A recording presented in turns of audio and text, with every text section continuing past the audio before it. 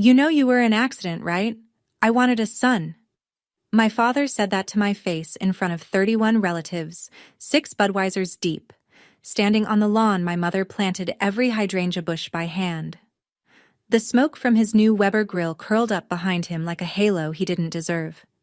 Aunt Carol dropped her paper plate. Potato salad hit the grass. 31 heads turned. Nobody breathed. I didn't flinch. I said, "Funny. Mom told me something different before she died." "Want me to read her letter?" His hand started shaking. That letter held a truth my father had buried for 30 years. And it didn't just ruin his 4th of July. It undid every lie he'd ever told about my mother, about me, and about whose name was really on the deed to the house he called his. Before I go on, please take a moment to like and subscribe, but only if you genuinely connect with this story. And wherever you are right now, drop your location and local time in the comments. I'd love to know who's listening. My name is Myra. I'm 28. I'm an ICU nurse.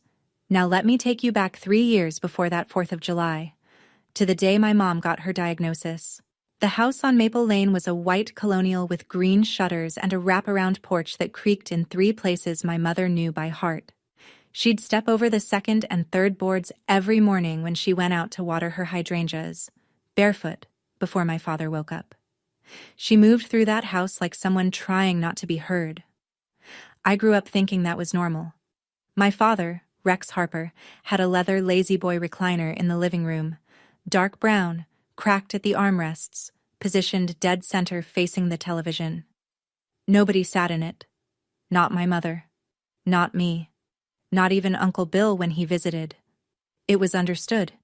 That chair was his throne, and the rest of us arranged ourselves around it.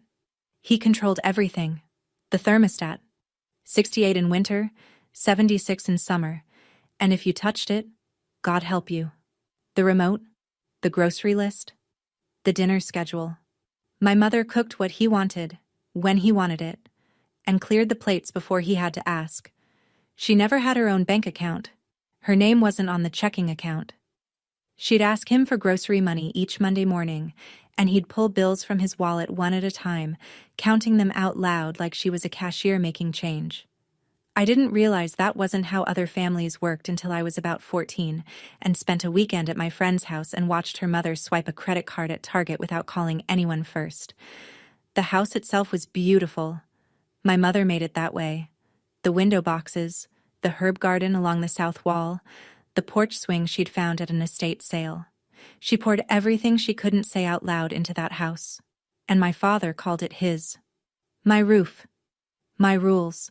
He'd say, if either of us had an opinion, "You don't like it, there's the door." I didn't know yet what I'd eventually learn, that the roof wasn't his at all. Rex Harper was not a complicated man. He believed 3 things with absolute certainty: that he was the head of the household, that women had supporting roles, and that anyone who challenged either point was disrespectful. "What do women know?" was his refrain. He said it at dinner when my mother suggested they refinance. He said it at Thanksgiving when his cousin Linda brought up politics. He said it to me when I told him I'd been accepted into the nursing program at State. "Nursing, so you'll be emptying bedpans. Great career for a girl, I guess." My mother never argued. When he raised his voice, she'd go still, shoulders pulled in, hands folded in her lap, eyes on the tablecloth. I used to think she was being patient. I understand now she was being safe. There was one night I can't shake. I was 16. He'd come home from work in a mood. Something about a parts order going wrong at the store, and he started in on me. My grades, my friends, the length of my shorts. His voice filled the kitchen like a pressure system. I stood at the counter, gripping the edge, refusing to cry, and I saw my mother. She was sitting at the table behind him, and for just a second, half a second, her shoulders dropped. Her breath came out. Relief. Because it was me, not her. Then her eyes met mine, and the relief turned into something I didn't have a word for until I was much older. Guilt. Deep, corrosive guilt. That night she came to my room after he'd fallen asleep in his recliner. She sat on the edge of my bed and whispered, "I'm sorry I can't protect you the way I should." I told her it was fine. It wasn't. The call came on a Tuesday in March. I'd just finished my clinical rotation, 12 hours on my feet in the step-down unit, and I was sitting in my Honda Civic in the hospital parking lot with a cold coffee in the cup holder when my mother's name lit up my phone. Pancreatic cancer. Stage 3. She said it the way she said everything difficult. Quietly, like she was apologizing for the inconvenience. "The doctor says we should talk about treatment options. I didn't want to bother you during your shift." I drove straight home. 2 hours on the interstate with both hands white-knuckled on the wheel. When I got there, my father was in the garage, not with her. In the garage, the door half open, a Budweiser on the workbench, polishing the chrome on his Dodge Ram. He polished that truck every Saturday like it owed him something, never missed a week. But in the 14 months of my mother's chemo and radiation, he did not drive her to the hospital once. Not one single time. I did. Every Tuesday and every other Thursday. I'd pick her up in my Civic, help her into the passenger seat, hold a plastic bag in my lap in case the nausea hit before we got there. I'd sit in the waiting room reading pharmacology notes while they dripped poison into her veins, and then I'd drive her home, help her to bed, and leave a glass of ginger ale on the nightstand. My father's contribution was to complain that dinner was late. During those months, something shifted between my mother and Aunt Carol. Phone calls got longer. Sometimes I'd walk into the kitchen and my mom would lower her voice and say, "I'll call you back, Carol," then smile at me like nothing was happening. I figured they were just being sisters. I had no idea they were building something. My mother died on a Sunday in October. The hospice nurse said it was peaceful, and I believed her, because I was holding my mother's hand when it happened, and I felt the exact moment she stopped gripping back. My father was downstairs watching football. I handled the funeral, the phone calls, the flowers, the obituary in the county paper. Rex sat in his recliner and told people he was too broken up to function, and they believed him because he'd perfected the role of grieving husband the way some men perfect a golf swing, with practice and no actual feeling underneath. 5 months later, he introduced Donna. She showed up at a Sunday dinner wearing a white cashmere sweater and heels that clicked on my mother's hardwood floors. She sat in my mother's chair at the table, the one nearest the kitchen, the one my mother had sat in for 30 years, and Rex didn't even blink. He carved the roast like it was a celebration. Donna Kessler, 40, real estate agent, blonde highlights and a smile that calculated square footage. After dinner, Rex slid a manila folder across the table to me. "Just some administrative paperwork for your mom's estate. Lawyer stuff. Sign where the tabs are, and we'll be done with it." I was exhausted. I was grieving. I was 25 years old and I'd just spent 14 months watching my mother disappear. I signed most of the pages without reading them. There were about 8 or 9 forms. I got through 6 or 7, and then my pager went off. Night shift. ICU. A patient coding. I left the last pages unsigned and told him I'd finish next week. One of those unsigned pages was a quitclaim deed. I didn't know it then. The expired power of attorney form I'd signed by accident? It was already void. Rex just didn't realize it. Rex didn't waste time. Within weeks of that dinner, the phone calls started. But not to me. To everyone else. Uncle Bill got the first one. Then Cousin Patty. Then the neighbors on Maple Lane. Then the women at my mother's old church group. Rex's version of the story went like this. His daughter, whom he'd raised and sacrificed everything for, had abandoned him in his grief. Wouldn't call. Wouldn't visit. Wouldn't even come to dinner. The truth was, I worked 4 night shifts a week and spent my days off sleeping or crying in my apartment. But truth doesn't travel as fast as a victim story told by a man with a deep voice and good timing. Uncle Bill texted me on a Wednesday night at 11 p.m., right after I'd lost a patient. My hands still smelled like nitrile gloves. The message read, "Your dad is alone, Myra. He lost his wife. Don't be selfish." Then a follow-up 2 minutes later, a link to an article titled, "When Adult Children Abandon Aging Parents, a Growing Crisis." I stared at my phone in the break room and felt something I hadn't felt since I was 16. That old, familiar shrinking, like I was the problem. I typed a response. Deleted it. Typed another. Deleted that too. What do you say to an uncle who's known you your whole life, but has never once asked for your side of the story? I called Uncle Bill the next morning and tried to explain. The shifts, the exhaustion, the fact that Rex had never once visited me. Bill listened for about 45 seconds and then said, "He's your father, Myra. You only get one." After that, I stopped trying to explain. There's a difference between people who don't understand and people who don't want to. I didn't know yet that Rex was building toward something specific. That the Whisper campaign wasn't grief. It was strategy. I went back to the house on Maple Lane in April to pick up a box of my mother's things I'd left in the upstairs closet. Old photo albums, mostly, and a scarf that still smelled like her Chanel No. 5. The front door was unlocked. I let myself in and stopped 3 steps past the threshold. The living room looked the same. Rex's lazy boy, the TV on mute, beer cans on the side table. But something was different in the air.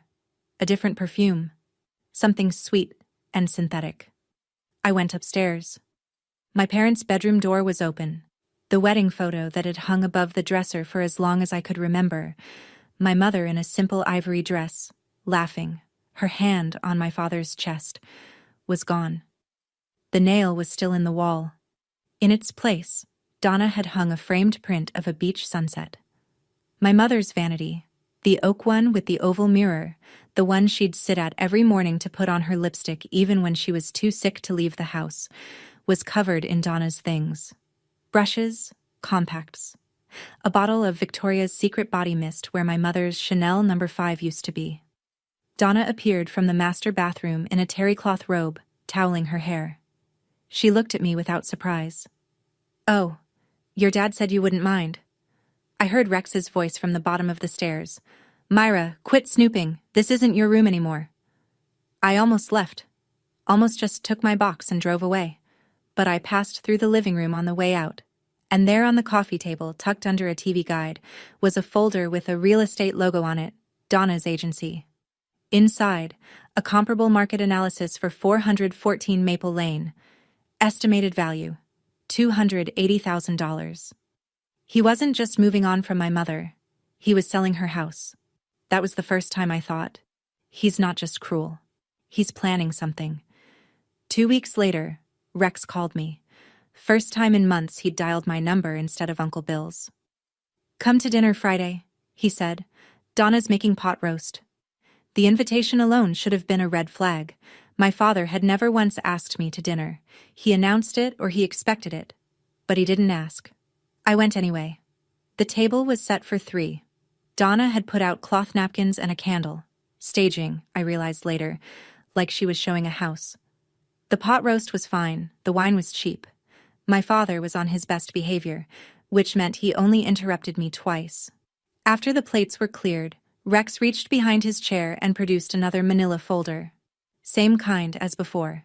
He placed it between us on the table, square to the edge, like it was nothing.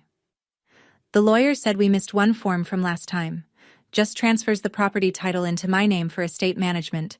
Standard stuff." I opened the folder. 1 page. The heading read, "Quitclaim deed." Below it, in plain language, transfer of all right, title, and interest in the real property at 414 Maple Lane from estate of Ellen Whitmore Harper to Rex A. Harper. I read it twice. Donna appeared at my elbow with a pen. "It's really standard, Myra. I see these all the time in real estate." I looked at my father. He was watching me with that expression I'd seen 1,000 times, the one that meant do what I say and don't ask questions. "I need to have my own lawyer look at this," I said. His jaw tightened. "Lawyer? You don't trust your own father?" "If it's just paperwork," I said, "then there's no rush. I'll have someone look at it." I took the quitclaim deed, put it in my bag, and drove straight to Aunt Carol's house. Carol Whitmore lived in a brick ranch house 12 miles outside of town, the kind of place that smelled like coffee and tax returns. She was a CPA, had been for 25 years, and her kitchen table had seen more W-2s than family dinners.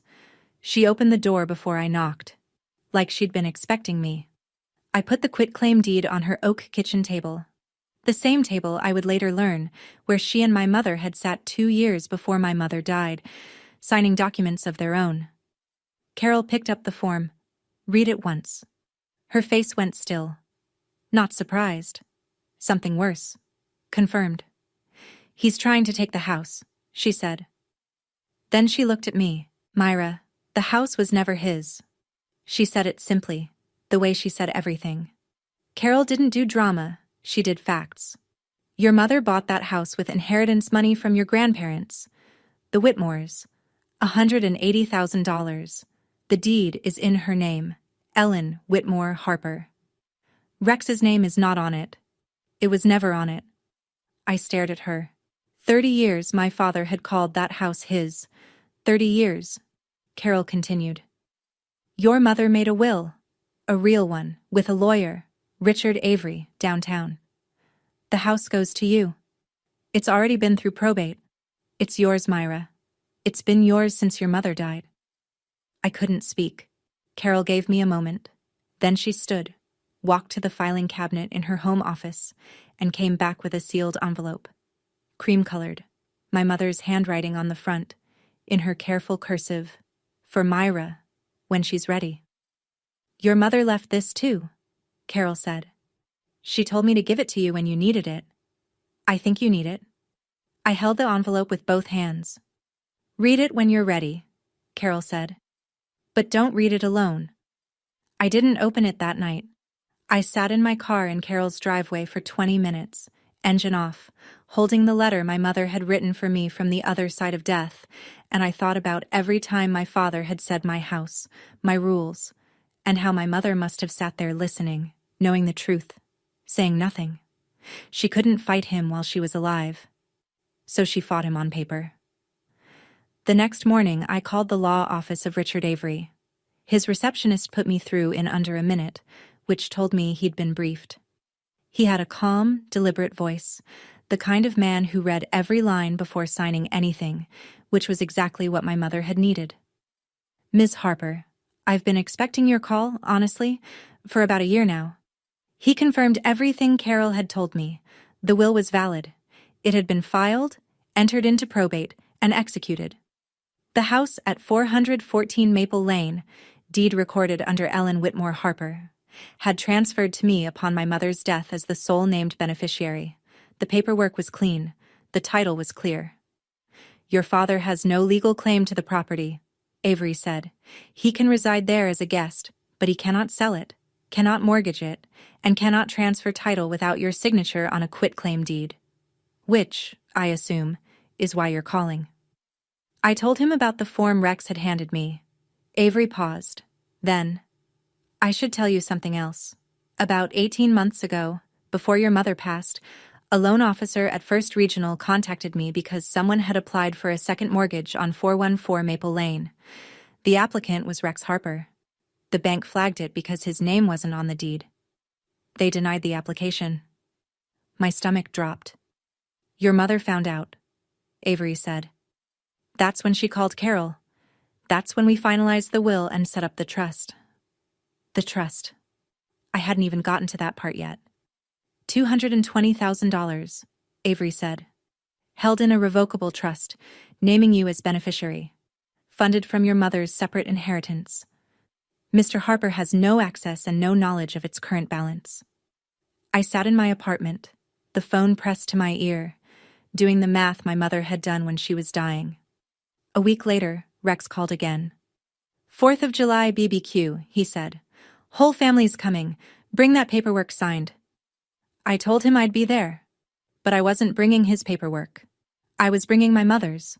4th of July on Maple Lane looked like a postcard. My father had gone all out.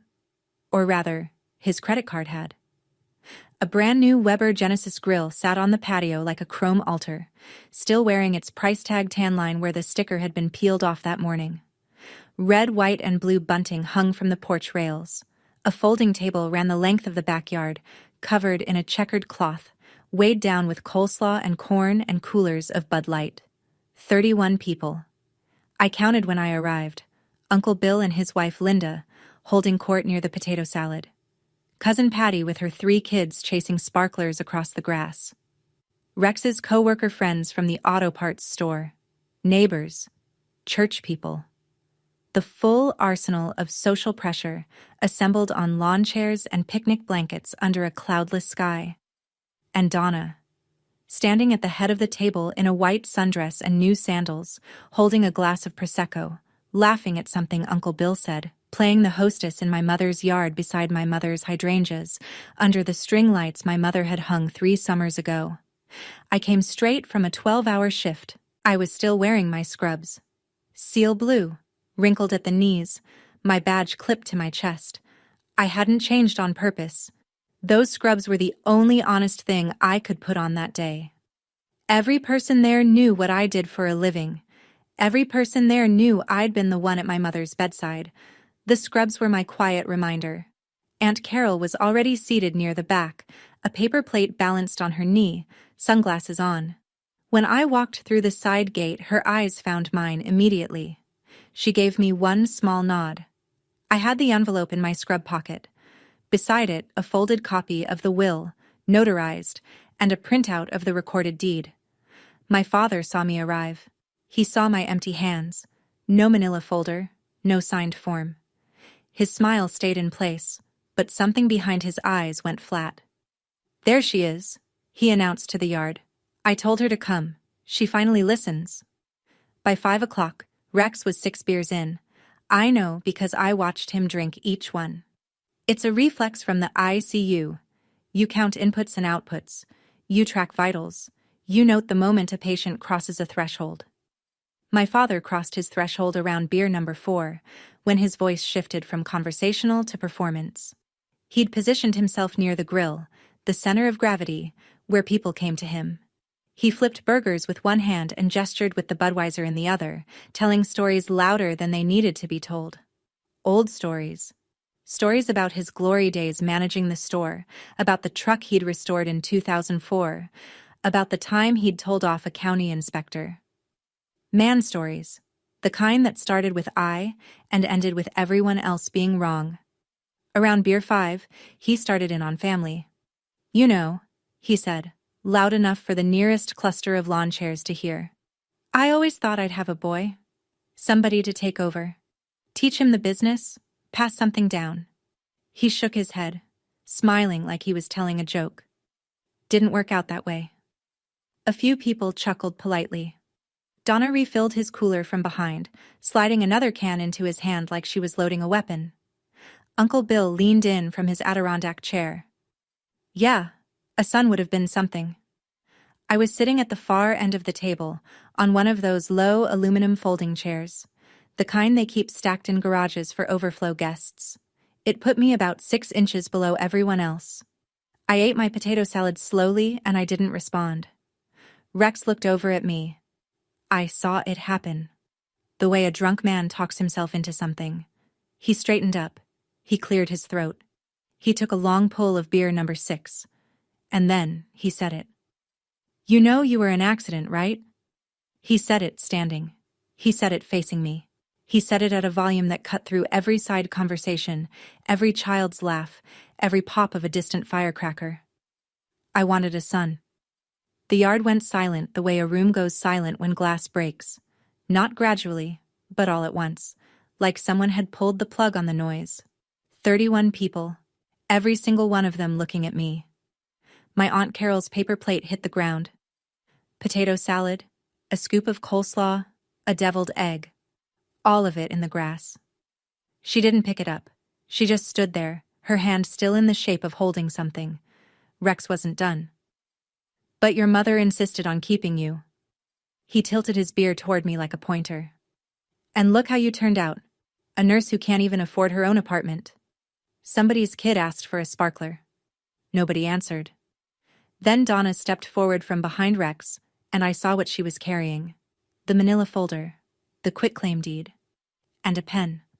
A silver ballpoint, expensive looking, the kind agents give clients at closings.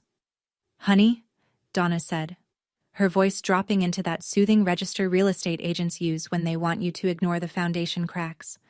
Your dad just needs you to sign this so he can take care of the house. It's what your mom would have wanted. She placed the folder and the pen on the table in front of me, right next to my paper plate, like it was dessert. Rex turned to the crowd. This is a family matter, he said. My daughter's been difficult about some basic estate paperwork. I just need a signature. That's it. Uncle Bill, from his chair. Just sign it, kid. Don't make this harder than it needs to be. A woman I barely recognized, some second cousin of my father's, murmured, Poor Rex. He just wants to keep the house. 31 pairs of eyes. Some sympathetic, some uncomfortable, some looking at their shoes. I looked at the pen. I looked at the paper. I looked at my father, standing in the yard my mother had planted, wearing the confidence of a man who had never once been told no by the women in his life. And I felt the envelope in my scrub pocket, pressing against my ribs like a second heartbeat. I picked up the pen. I need you to understand. I picked it up. I held it between my fingers and I looked at the line where my name was supposed to go, and for one terrible second I understood my mother completely. Because this is what it feels like. This is what she lived with every single day. The weight of 31 stairs. The math your body does before your brain catches up.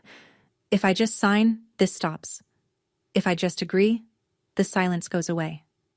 If I just give him what he wants, I can leave and breathe and never think about this table again. I understood in that moment how my mother had spent 30 years saying yes to a man who never deserved it. Not because she was weak, because the cost of no was a room full of people deciding you were the problem. Rex watched me hold that pen, and I saw it. A flicker of victory in his eyes. He thought he had me. He thought the pressure and the crowd and the beer-soaked cruelty had done what it always did. Don't embarrass me in front of the whole family, Myra, he said, quieter now, leaning in. Almost gentle. The way he'd say it to my mother when she hesitated. A cousin shifted in his lawn chair. Someone's toddler whined. The charcoal in the grill popped. I held that pen for 5 full seconds. And then I put it down. I set it on the table, parallel to the quitclaim deed, precisely and deliberately, the way I set instruments on a surgical tray. No. One word. No volume behind it. No tremor. Just the flattest, cleanest syllable I'd ever spoken. Rex blinked. Excuse me. I'm not signing this. Not today. Not ever. The yard stayed silent, but the quality of the silence changed, from shock to something else. Anticipation. My father's face went the color of the charcoal in his grill, not red with embarrassment, red with fury. The kind I knew from childhood. The kind that used to make my mother disappear into the kitchen and close the door softly behind her. You ungrateful. He caught himself. Recalibrated. Looked at the crowd, then back at me. You're just like your mother. Useless and stubborn. He said it louder than he needed to, because Rex always needed witnesses when he was right. Your mother didn't leave anything behind worth talking about. A vanity table and some dead flowers. That's her legacy. And you, he jabbed a finger in my direction. You're standing here making a scene because you can't bring yourself to do one simple thing for the man who raised you. Donna touched his arm. Rex, maybe we should... Quiet. He shook her off without looking at her. Donna's hand dropped. She took a half step back. Uncle Bill sat motionless in his Adirondack chair. Cousin Patty pulled her youngest onto her lap. A neighbor I'd known since childhood found something fascinating in his coleslaw. Rex wasn't done. He never was. He'd built a lifetime on having the last word, and he must have felt it slipping, because what he said next was the thing he should never have said. He looked right at me, and his voice dropped to that register, the one that pretended to be calm, but was really just cruelty in a lower key. Your mother was too weak to do anything right, including raising you. The yard was so quiet I could hear the flag snapping on the pole 2 houses down. That was the line. Not what he'd said about me. I could carry that. I'd been carrying it for 28 years. But he said it about her. The woman who spent her last months alive making sure I'd be standing exactly here. Exactly now. With exactly what I needed. He said it about my mother. And something in me locked into place. I stood up. Not fast. Not angry. I stood up the way I stand up at a patient's bedside when their vitals are crashing. Steady, controlled, already 3 steps ahead. I pushed the quitclaim deed across the table toward Rex. The paper slid over the checkered cloth and stopped against a bowl of baked beans. "I'm not signing this," I said. "Not today, not ever." Rex's mouth opened. For a man who always had something to say, he suddenly looked like he was buffering. "And I'd be careful about what you say next about my mother." His eyes narrowed. "Or what?" I reached into the chest pocket of my scrubs, the one over my heart, where I usually kept a penlight, and I pulled out a cream-colored envelope, handwritten, sealed until 2 nights ago, when I'd finally opened it at Aunt Carol's kitchen table with a cup of tea and a box of tissues. I held it up so the whole yard could see it. "Funny," I said. "Mom told me something different before she died." Rex's eyes locked on the envelope. I could see him trying to calculate. What was it? What did she write? What could she possibly have said? "Want me to read her letter?" The yard held its breath. Rex's right hand, the one holding the Budweiser, started to tremble. Not a lot. Just enough. The aluminum can made a tiny crinkling sound in the silence. He knew. He didn't know what was in it. But he knew his wife. And he knew that a woman who'd been silent for 30 years doesn't write a letter unless she has something to say. I didn't wait for permission. I slid my finger under the flap. It had already been opened and resealed with a piece of tape from the night I'd first read it at Carol's, and I unfolded the pages. 3 sheets of cream stationery, front and back, in my mother's careful cursive. The handwriting was steady. Not the handwriting of a sick woman. Not yet. Rex took a step toward me. "Give me that. Whatever your mother wrote, she wasn't in her right. She wrote this 2 years before the diagnosis, Rex." That was Aunt Carol.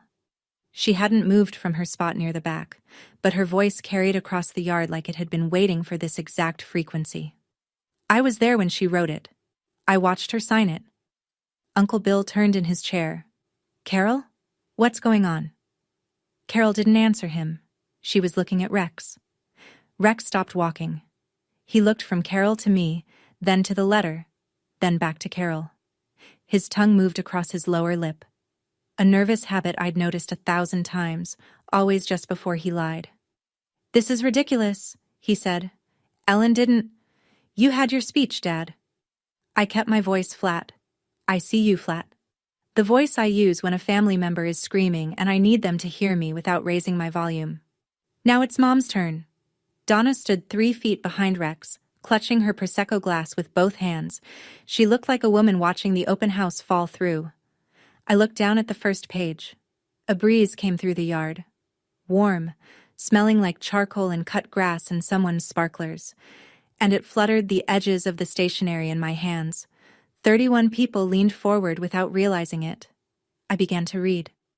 "My sweet Myra," I read aloud, and my voice only broke on the second word.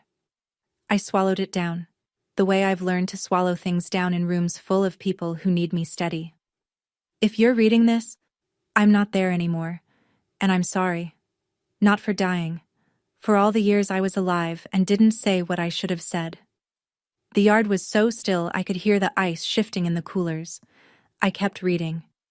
"Your father told everyone, that you were an accident, that he wanted a son. He's said it so many times that I think he believes it now, but I need you to know the truth. Because the truth is the only thing I have left to give you." Rex said, "Myra, that's enough." I didn't look up. "I wanted you, Myra. I wanted you more than I have ever wanted anything. I spent 2 years in a fertility clinic, 2 years of progesterone injections every week, blood draws every month, appointments I drove to alone because your father said it was a waste of money. He didn't want a child. Not a son, not a daughter. He said we couldn't afford it. He said he wasn't ready. He said," and these are his exact words, "Kids are a money pit. I'd rather buy a boat." A ripple went through the crowd. Cousin Patty put her hand over her mouth. Uncle Bill sat forward in his chair. "When I finally got pregnant, I continued. He said, "Fine. But if it's not a boy, don't expect me to be excited." And then you came. You came. And you were everything. I paused. Breathed. Rex's face was a color I'd never seen before. Not anger. Not embarrassment. Something underneath both. Something old. "He told everyone you were an accident," I read, because the truth embarrassed him. That a man who called himself the head of the house had to be begged by his wife to become a father. That he fought it every step of the way. That he only agreed because I told him I'd leave if he said no one more time. Carol spoke from the back of the yard. Quiet. Final. "She wrote this 2 years before the diagnosis, Rex." She wasn't confused. She wasn't medicated. She was clear. Rex said nothing. His 6th Budweiser hung at his side, forgotten, dripping condensation onto his shoe. Rex moved. It was fast. The lunge of a man who'd spent his whole life being the one who decided when a conversation was over. He crossed the 2 steps between us and reached for the letter, hand open, fingers grasping. "Give me that." Jake Whitmore stood up from the picnic bench. 25 years old, Carol's son, 6'1" in work boots. He'd been eating quietly the whole time, and now he was standing between Rex and me with his hands at his sides. Not aggressive, not theatrical, just there. "Uncle Rex." Jake's voice was the opposite of Rex's. Low, steady, unbothered. "Let her finish." Rex looked at Jake like he'd been slapped by a piece of furniture. In Rex's world, younger men didn't interrupt older men. It didn't compute. "This is none of your business, boy." "It's a family gathering," Jake said. "Seems like family business to me." Rex spun toward the crowd, arms wide, searching for backup. "Is nobody going to—" "This is my family. My house. Is it?" That was me. 2 words. I didn't raise my voice. I didn't need to. Rex stopped. The word "my" hung in the air between us like a challenge, and for the first time in my life, I watched my father hear it. Uncle Bill hadn't moved from his Adirondack chair. He was staring at Rex with an expression I'd never seen on him before. Not loyalty. Something closer to doubt. Donna had drifted backward, Prosecco abandoned on the table. She was standing near the side gate, clutching her car keys. Nobody was on Rex's side of the yard anymore. Not literally. People hadn't moved. But the gravity had shifted. 31 people were looking at my father, and for the first time, they weren't looking up. I turned to the 2nd page. "The next part," I said. "This is the part that's going to matter." I smoothed the 2nd page against my palm and read, "Myra, there's something about the house I need you to know. Your father has called it his for as long as you can remember. My roof, my rules. You've heard it 1,000 times. So has everyone else." I could see heads nodding slightly around the yard. They'd heard it too. But the house at 414 Maple Lane was purchased with $180,000 from my parents, your grandparents, David and Ruth Whitmore. It was their money, an early inheritance they gave me when your father and I were first married, because they wanted me to have something that was mine. I felt the stillness deepen. This wasn't the silence of shock anymore. This was the silence of something clicking into place. "The deed is in my name. Ellen Whitmore Harper. Your father's name has never been on it. He didn't pay for it. He didn't co-sign for it. It is not his house. It has never been his house." Rex's face went white. Not gradually, all at once, like a screen losing power. "I made a will," I continued reading. "A legal will, prepared by attorney Richard Avery and witnessed by my sister Carol. The house goes to you, Myra. It was filed and entered into probate after my death. By the time you read this, the title has already transferred." I reached into my other pocket and pulled out the 2 documents I'd brought, a photocopy of the recorded deed and a certified copy of the relevant page of my mother's will. I placed them on the table, face up, next to the quitclaim deed Rex had wanted me to sign. 3 pieces of paper. His lie next to her truth. Donna spoke first. She was still by the gate, car keys in hand, and her voice had the flat tone of a woman doing a title search in her head. "Rex, you told me the house was yours. Rex didn't look at her. It is my house. I lived here 30 years. Carol's voice came from behind me, steady as a closing statement. Living in a house doesn't make it yours, Rex. Paying for it does, and you didn't. Uncle Bill stared at the deed on the table. He didn't touch it. He didn't speak, but his jaw was working like he was chewing through 30 years of conversations that had just changed meaning. Rex stood in the middle of his own backyard barbecue, surrounded by 31 people who'd come for hot dogs, and he had nothing left to say. His hand, the one that had pointed at me, grabbed for my letter, held his beer like a scepter, was shaking. I didn't need to yell. The deed spoke louder than anything I could have said. There's more, I said. I didn't say it loudly. I said it the way you say the labs came back to a patient's family when the news isn't over yet. I turned back to my mother's letter. Before I died, I read, I discovered something that made me realize I couldn't leave this to chance. Your father applied for a second mortgage on our home, a home he does not own, through First Regional Bank. The loan officer called our family attorney because Rex's name wasn't on the deed. The application was denied. I looked up. Rex was staring at me like I was reading his autopsy report while he was still alive. That's when I knew, I read. That's when I called Carol. That's when we went to see Richard Avery and made everything official. The will. The trust. This letter. Because if your father would try to borrow against a house he doesn't own while I was alive, I had no doubt he'd try to take it from you after I was gone. I set the letter down. The yard processed it in waves. First, the closer relatives. Uncle Bill pressing his fingers to the bridge of his nose, Cousin Patty whispering something to her husband. Then the outer ring. The neighbors exchanging glances, the church ladies going very quiet. And then, Donna. She was already halfway through the gate, but she stopped and turned back.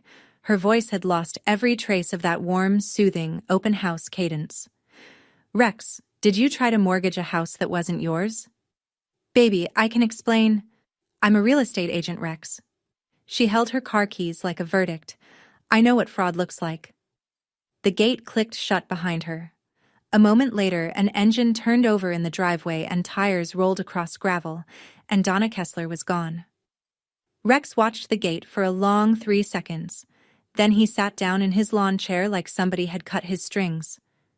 There was 1 page left. I almost didn't read it. The first 2 had done the work. The facts, the evidence, the architecture of a lie dismantled in public. But the last page wasn't about property or mortgages.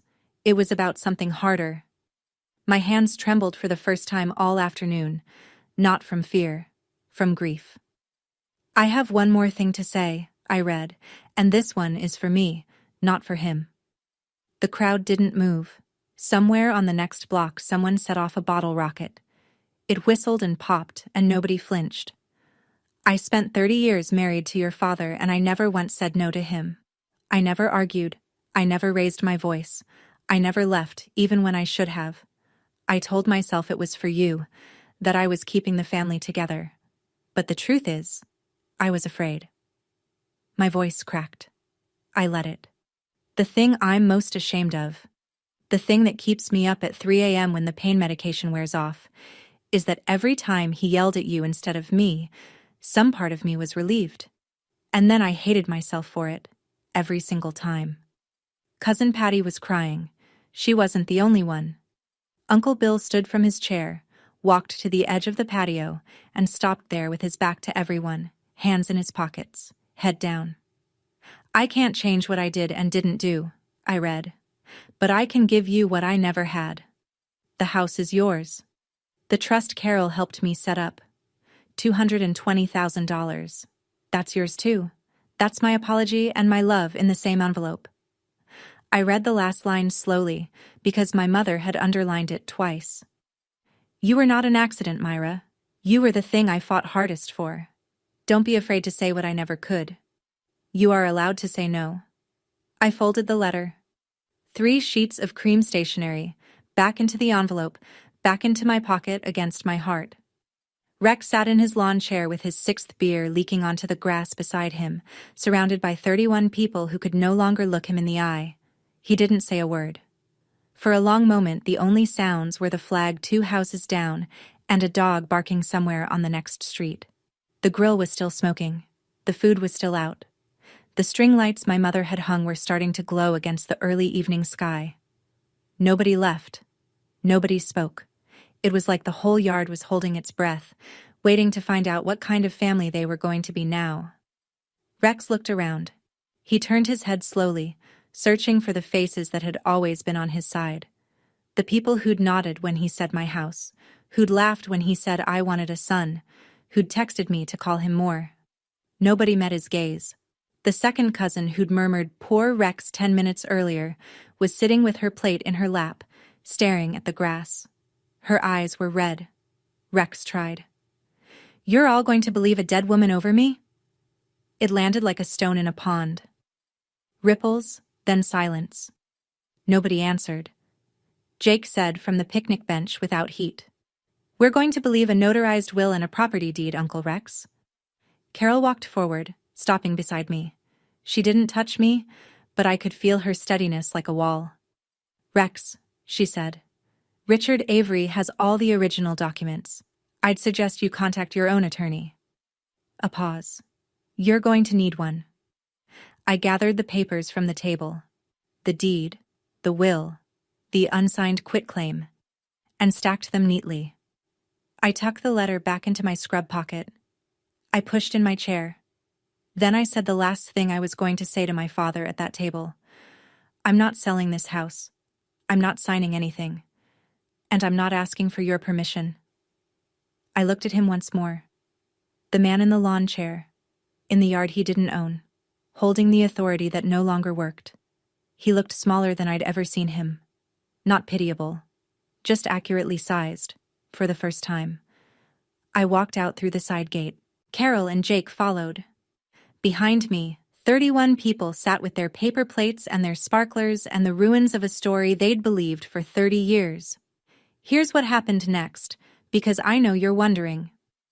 Richard Avery sent a formal letter to Rex the following Monday. Certified mail, return receipt requested.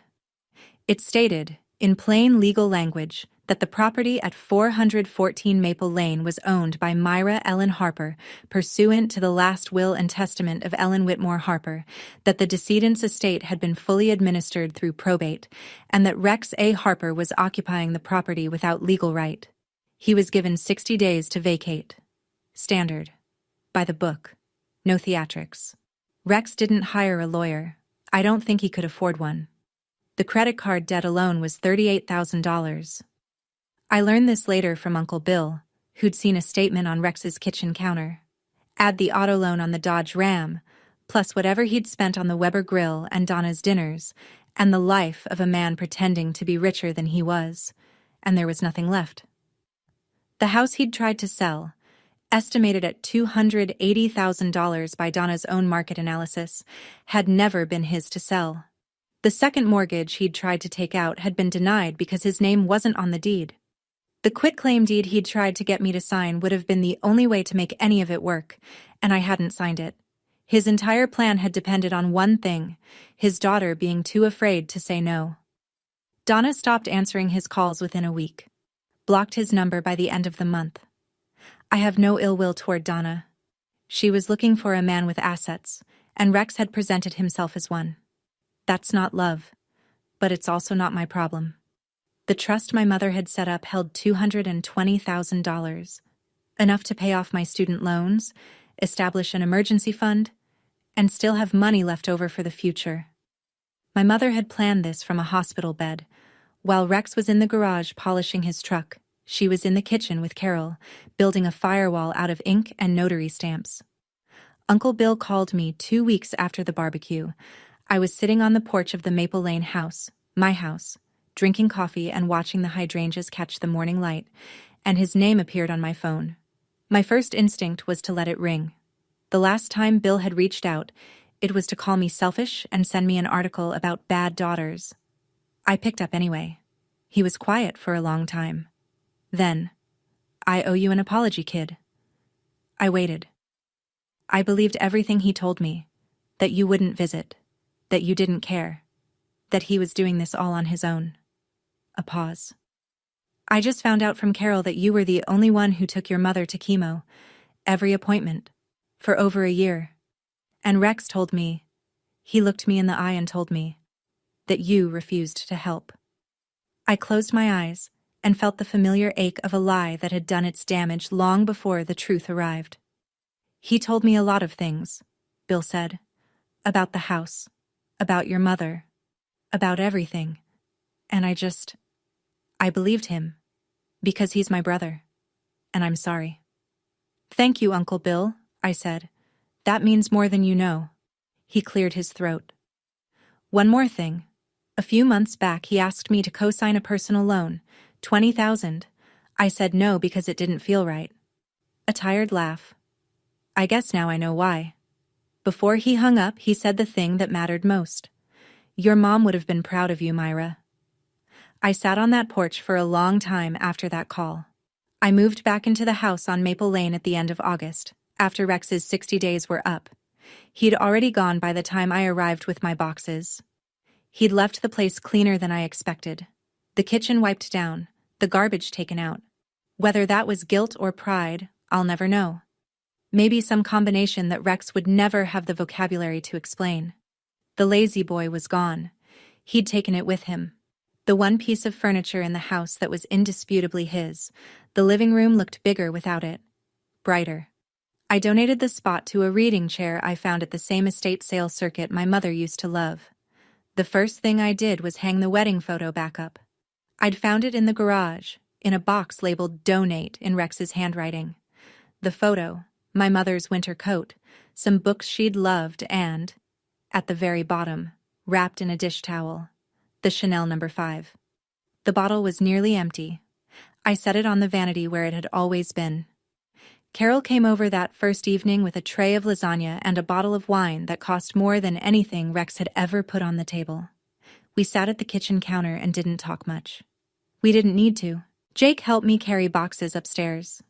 He didn't say anything profound. He just pointed at the master bedroom door and said, "You taking that room?" And I said, "Yeah, I think I am." That night, I sat at my mother's vanity for the first time. I looked at myself in the oval mirror she'd looked into every morning for 30 years. I placed the letter on the vanity, leaning against the mirror. Then I went outside and watered the hydrangeas. I lived in my mother's house. Not my father's house. Hers. And now mine. Sometimes I wonder what would have happened if I'd signed that paper at the barbecue. If I'd folded the way he expected. The way my mother always had. If I'd become her for one more generation. And then I think, she wrote that letter so I wouldn't have to be. She spent her last good months making sure I'd have the ground to stand on and the proof to back it up. Is there someone in your life you've been afraid to say no to? Someone who's been telling your story for you, louder than you can tell it yourself? I'd love to hear about it in the comments. 6 months after the barbecue, I got an update on Rex from Uncle Bill. He'd moved into Bill's spare bedroom. He was working extra shifts at the auto parts store. Still assistant manager. Still resentful about it, but now without the safety net of a house he'd never owned to fall back on. Bill said Rex spent most evenings in the spare room watching TV on a small screen he'd brought from Maple Lane. He didn't talk much about the barbecue. He didn't talk much about anything. Donna had blocked him on everything. Phone, email, social media. She'd moved on to a new listing and, presumably, a new man with a verified deed. I can't say I blamed her. Rex hadn't called me. Not once in 6 months. I hadn't called him either, but I wanted to be clear about something. I didn't tell him he could never reach out. I didn't slam a door. I said what I'd needed to say, and then I waited. If he calls, I told Carol one Sunday over coffee, I'll answer. But he has to start with the truth. The real truth, not the Rex Harper version. Carol nodded. And if he doesn't call? Then that's his choice. I meant it. I was at peace with both outcomes. The one where my father found the courage to be honest for the first time in his life, and the one where he didn't. Either way, I was standing in my own house, paying my own bills, sleeping in a room where the vanity smelled like Chanel No. 5, and nobody was going to hand me a pen and tell me to sign away what my mother had given me. People ask me if it was worth it. The confrontation, the letter, the barbecue. They want to know if I feel vindicated, if revenge tastes as good as they say. Here's what I'll tell you. I didn't do it for revenge. I didn't stand up at that table because I wanted to humiliate my father. I stood up because my mother asked me to. Not in those words, but in every word she wrote in that letter. She asked me to be the woman she couldn't be, and the smallest thing I could do to honor that was to open my mouth when she would have closed hers. My mother lived 30 years in fear. She cooked his meals and folded his shirts and sat in the passenger seat of her own life. And the one thing she couldn't forgive herself for was that she let him aim his anger at me because it meant he wasn't aiming it at her. She wrote that in the letter. She didn't dress it up or make excuses. She just said it, plainly, the way she should have been able to say everything. I don't hate my father. I want to be clear about that. Hate takes energy I'd rather spend on 12-hour shifts and hydrangea bushes and Sunday dinners with Carol and Jake. What I feel for Rex is something quieter and more precise. A recognition that he is a man who was given a family and treated it like a possession. And when the receipts came out, he had nothing in his name. I learned something that 4th of July. Boundaries aren't selfish. Silence isn't always peace. And the people who tell you to keep the family together are usually the ones who aren't being torn apart by it. My mother taught me all of this. She just had to die first to say it out loud. And I think that's the part that hurts the most. This morning, before my shift, I went out to water the hydrangeas. It was early, 6 a.m., the light still thin and blue, the street quiet. I stood in the yard in my bare feet the way my mother used to, stepping over the second and third porch boards out of habit, even though I'd fixed them both in September. She planted those bushes the first spring after they moved in. Rex wanted to pull them out, said they took up too much of the yard, that he wanted space for a grill and a horseshoe pit. My mother said no. One of the only times she did. She stood in the garden with dirt on her knees and a trowel in her hand and said, "These stay." And they stayed. For 30 years, through every argument and every silence, and every time Rex said my house in front of company, those hydrangeas kept blooming, blue and purple and stubborn and alive. I think about that a lot. How my mother lost almost every battle in that marriage except the flowers. How she picked the one thing she was willing to fight for and held onto it with both hands in the dirt. She couldn't keep herself safe, but she kept the hydrangeas, and she kept the deed, and she kept the letter. I turned off the hose and stood in the yard. My yard. The house glowed white behind me in the early light. If you asked me whether what I did was revenge, I'd say no. It wasn't revenge. It was a promise my mother made me keep. I think she'd like that. That's my story. Thank you for staying until the end. I know it was a long one, and I know some parts were hard to hear. They were hard to tell. If anything in this story felt familiar, if you've sat at a table where someone tried to make you small, if you've held a pen over a paper you knew you shouldn't sign, if you've loved someone who couldn't protect you and forgave them anyway, I'd like to hear about it. The comments are open, and I read everyone. If this story meant something to you, please take a moment to hit like and subscribe. Not for the algorithm, for the next person who needs to hear that it's okay to say no to someone who raised you. And if you haven't had enough yet, there's another story linked in the description about a woman whose family tried to erase her seat at the Thanksgiving table. She didn't have a letter from her mother. She had something else. I think you'll want to hear how that one ends. I'm Myra. I'm 28. I'm an ICU nurse, and I live in my mother's house on Maple Lane, where the hydrangeas bloom every summer whether anyone gives them permission or not.